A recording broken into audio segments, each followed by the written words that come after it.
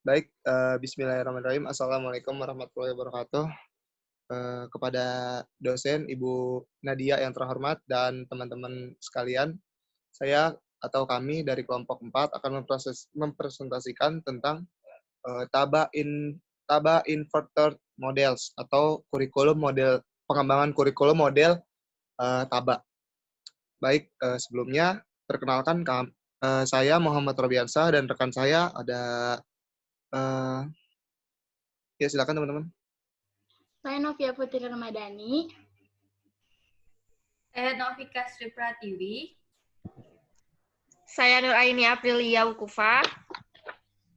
Saya Nurul Rahmadani. Baik. Saya Olivia Alisa. Ya, langsung saja kita mulai presentasinya. Next.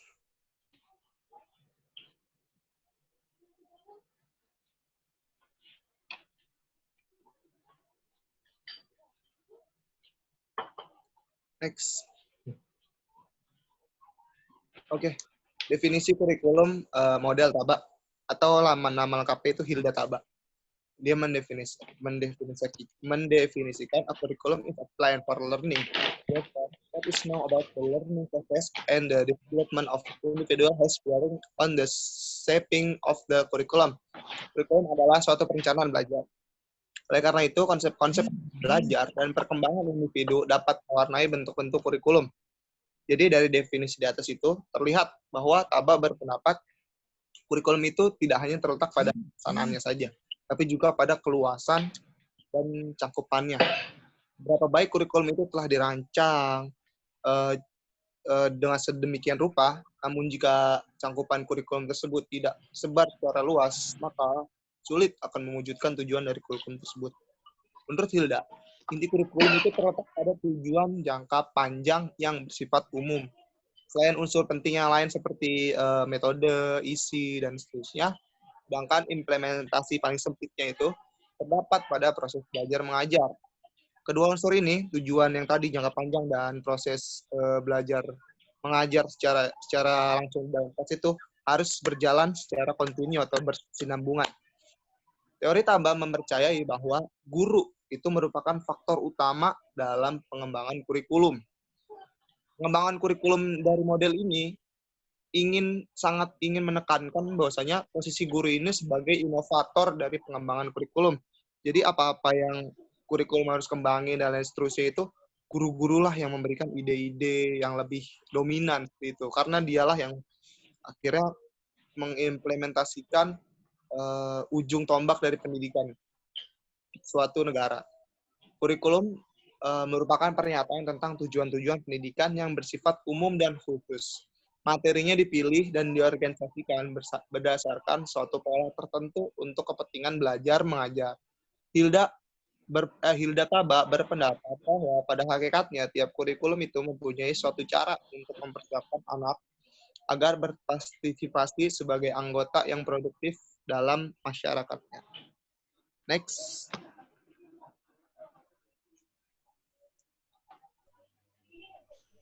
Selanjutnya, di sini ada 3 karakteristik model Hilda TABA. Yang pertama adalah Hilda TABA mengembangkan model atas dasar data induktif sehingga dikenal dengan model terbalik. Mengapa dikatakan dengan model terbalik? Karena pengembangan kurikulumnya tidak didahului oleh konsep-konsep yang datangnya secara deduktif. Kemudian, dalam model Hilda TABA, langkah yang lebih dulu itu adalah mencari data dari lapangan.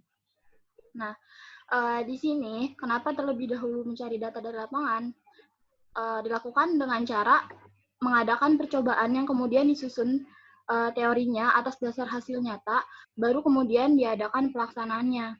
Kemudian, guru menjadi motor penggerak untuk menjangkau fase demi fase melalui pertanyaan yang diajukan kepada siswa. Pertanyaan ini diajukan secara sambung-menyambung. Jadi tujuannya untuk mengembangkan keterampilan berpikir kritis siswa, di samping penguasaan secara tuntas topik yang dibicarakan, dan juga model TABA ini bertujuan untuk berorientasi pada pendekatan proses. Next.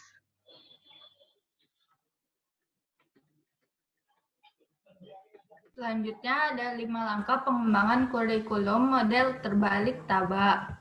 Yang pertama membuat unit eksperimen bersama dengan guru. Dibagi menjadi beberapa unit. Yang pertama ada mendiagnosis kebutuhan, merumuskan tujuan khusus, memilih isi, mengorganisasi isi, memilih pengalaman belajar, mengorganisasi pengalaman belajar, menentukan alat evaluasi dan prosedur yang harus dilakukan siswa, dan yang terakhir menguji keseimbangan kurikulum. Nah, mendiagnosis kebutuhan itu ditentukan dengan sesuai kebutuhan siswa dan perbedaan latar belakang. Merumuskan tujuan khusus melalui rumusan yang pertama konsep, sikap, cara berpikir, kebiasaan, dan keterampilan yang akan dikuasai. Selanjutnya memilih isi. Memilih isi itu disesuaikan dengan pertimbangan segi validitas dan kebermaknaan untuk siswa. Mengorganisasi isi itu terdapat berdasarkan urutan sehingga terlihat pada tingkat atau kelas berapa kurikulum itu sebaiknya dipakai. Nah, memilih pengalaman belajar. Pada tahap ini ditentukan pengalaman-pengalaman belajar yang harus dimiliki siswa untuk mencapai tujuan kurikulum. Selanjutnya mengorganisasi pengalaman belajar. Nah, guru itu menentukan bagaimana mengemas pengalaman belajar yang telah ditentukan ke dalam kegiatannya. Nah, menentukan alat evaluasi dan prosedur yang harus dilakukan siswa itu untuk menyeleksi berbagai teknik yang dapat dilakukan untuk menilai prestasi siswa. Dan terakhir menguji keseimbangan isi kurikulum itu untuk melihat kesesuaian antara isi, pengalaman belajar, dan tipe-tipe belajar siswa. Yang selanjutnya,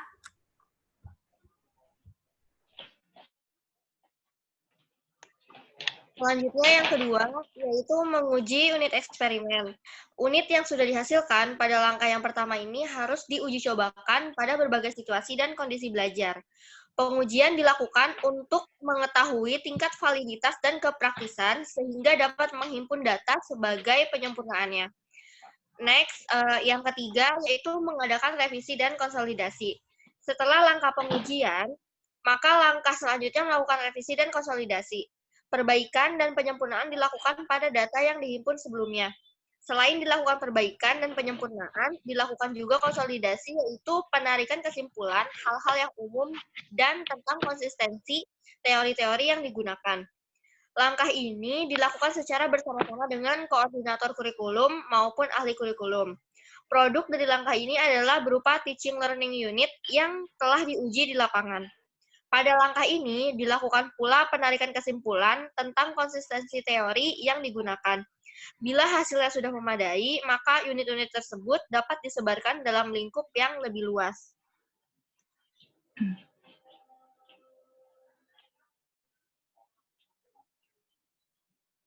Next.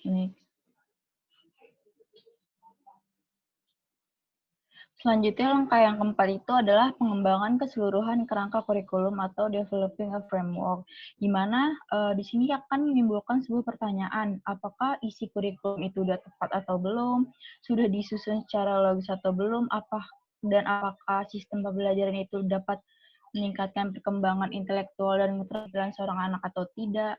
Nah, di sini akan terjawab pada perkembangan yang dipakai dalam melakukan kegiatan.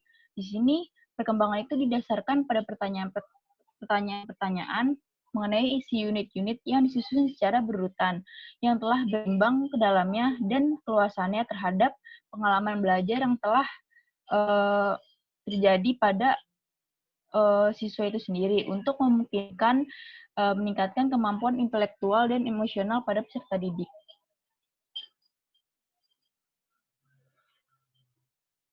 Nah, selanjutnya langkah yang terakhir itu adalah implementasi dan diseminasi. Nah, dalam langkah ini dilakukan penerapan dan penyebarluasan program ke daerah dan sekolah-sekolah.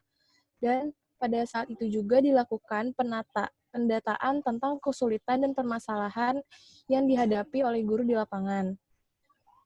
Model kurikulum ini itu memadukan teori dan praktek. Jadi tanggung jawab tahap ini dibebankan pada administrator sekolah. Nah, oleh karena itu, perlu diperhatikan tentang persiapan di lapangan yang berkaitan dengan aspek-aspek penerapan kurikulum, seperti aspek kesiapan tenaga pengajarnya untuk melaksanakan kurikulum di kelas, penyediaan fasilitas pendukung yang memadai, alat atau bahan yang diperlukan, dan biaya yang tersedia. Nah, semuanya itu perlu mendapat perhatian dalam penerapan kurikulum agar tercapai hasil yang optimal. Sekian presentasi dari kelompok kami. Terima kasih, kurang lebihnya mohon maaf. Wassalamualaikum warahmatullahi wabarakatuh. Assalamualaikum warahmatullahi wabarakatuh.